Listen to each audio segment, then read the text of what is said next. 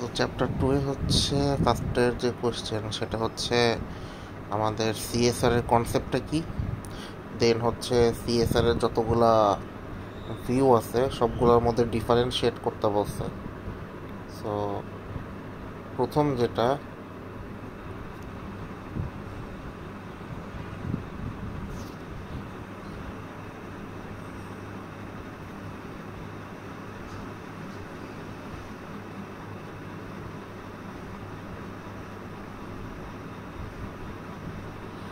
এক দুই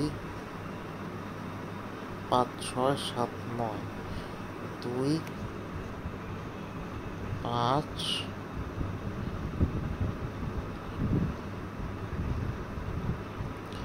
সাত আট লাগবে না, নয় সাত 10 লাগবে না,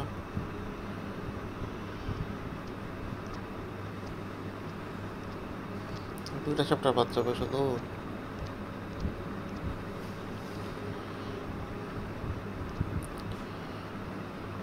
ওকে, তো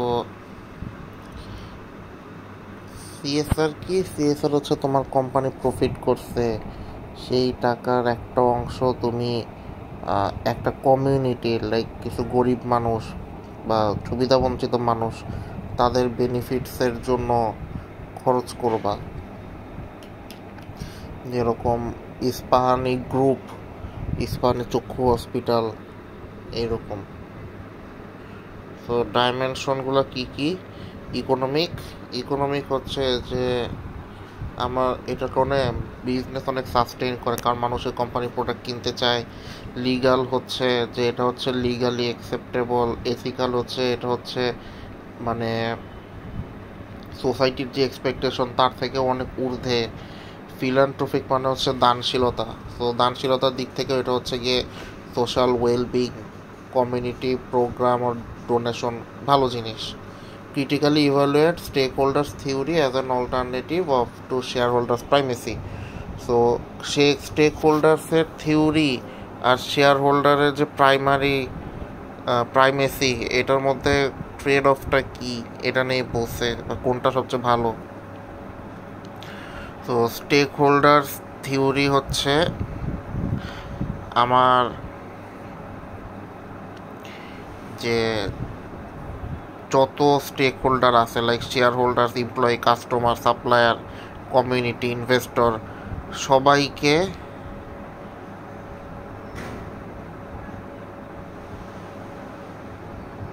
সমান চোখে দেখতে হবে।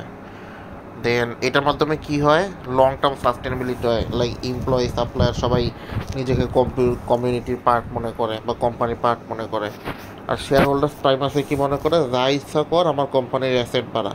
তো ক্রিটিক্যালি অ্যাসেসমেন্ট কি বলে, যে তুমি যদি অ্যাসেট না বাড়াইতে পারো, তোমার ফিউচারে সাস্টেইন করতে পারবা না, তখন তুমি এমনিও কাউকে ধরে রাখতে পারবা না, কোনো স্টেক হোল্ডারকে ধরে রাখতে পারবা না।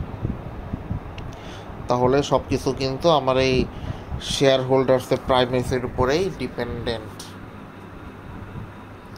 এ major software firm outsources coding project.